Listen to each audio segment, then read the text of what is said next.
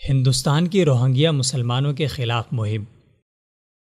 بھارتی حکومت بھارت میں بسنے والے برما کے روہنگیا مسلمان پناہ گزینوں کو زبردستی ان کے وطن واپس بھیجنے پر تیار ہے، جہاں وہ برما کی حکومت کی طرف سے حراست اور قید و بند کی صعوبتوں کا سامنا کریں گے۔ بھارت اس معاملے میں بین الاقوامی قانونی فرائض کا خیال بھی نہیں کر رہا اور روہنگیا مسلمانوں کو دوبارہ اس پرتشدد اور اذیتناک زندگی کی جانب دھکیلنے پر مصر ہے جہاں کی موت کی کھائیوں سے بچتے ہوئے وہ خود کو بمشکل نکال کر لائے ہیں۔ 9 اگست 2017 کو بھارتی وزیر داخلہ کرن رجیجو نے بھارتی پارلیمنٹ کو بتایا کہ اس وقت بھارت میں 40,000 روہنگیا مسلمان غیر قانونی طور پر رہ رہے ہیں، جنہیں جلد بے دخل کرنے کے احکامات جاری کر دیے گئے ہیں۔ بھارت میں اس وقت سری لنکن، افغانی، بنگلہ دیشی اور تبتی باشندے رہ رہے ہیں۔ ہیومن رائٹس نے بھارت سے کہا ہے کہ اسے روہنگیا کے لوگوں کو زبردستی برما واپس نہیں بھیجنا چاہیے۔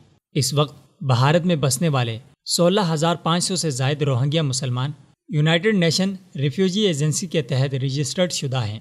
بھارتی حکومت کا کہنا ہے کہ ابھی ہزاروں افراد کی رجسٹریشن ہونا باقی ہے اور UNHCR بے شک ان کی رجسٹریشن کرے، مگر ہم انہیں رکھنے کے پابند نہیں اور انہیں ڈپورٹ کیا جائے گا۔ بھارت اگرچہ 1951 کے ریفیوجی کنونشن کا حصہ نہیں تھا، مگر مروجہ بین الاقوامی قوانین کے تحت وہ پابند ہے کہ روہنگیا مسلمانوں کو جبراً ایسی جگہوں پر نہ بھیجے جہاں ان کی زندگی یا آزادی کو خطرات لاحق ہوں۔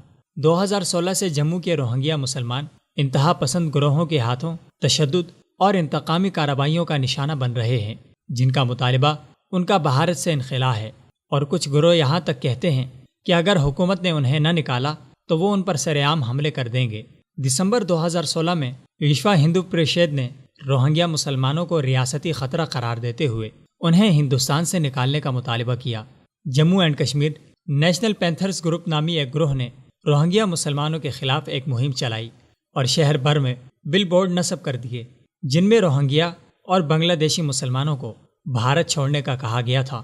فروری 2017 میں بھارتیہ جنتا پارٹی کے ایک رکن نے ریاستی ہائی کورٹ میں روہنگیا مسلمانوں کو ڈپورٹ کرنے کے حوالے سے ایک پٹیشن دائر کی۔ ہندو گروہ روہنگیا مسلمانوں کے خلاف اپنی مہم میں ان پر پرتشدد حملے بھی کر رہے ہیں۔ رواں سال اپریل میں نامعلوم حملہ آوروں نے روہنگیا مسلمانوں کے 4 یا 5 گھر جلا دیے۔ اسی ماہ جموں کے مضافات میں بسنے والے غریب روہنگیا خاندانوں کو زد و کوب کیا گیا اور ان کی جمع شدہ ردی جلا دی گئی، جو کہ ان کی گزر بسر کا ذریعہ تھی۔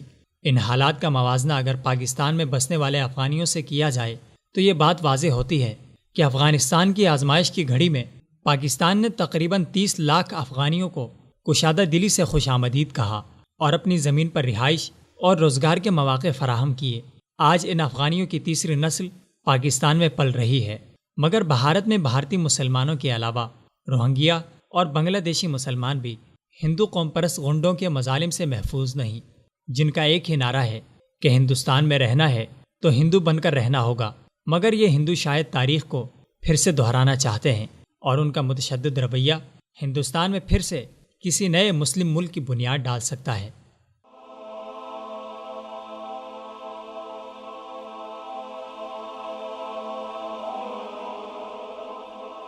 ایمان کی کرن، ہدایت کی شمع، وصال اردو۔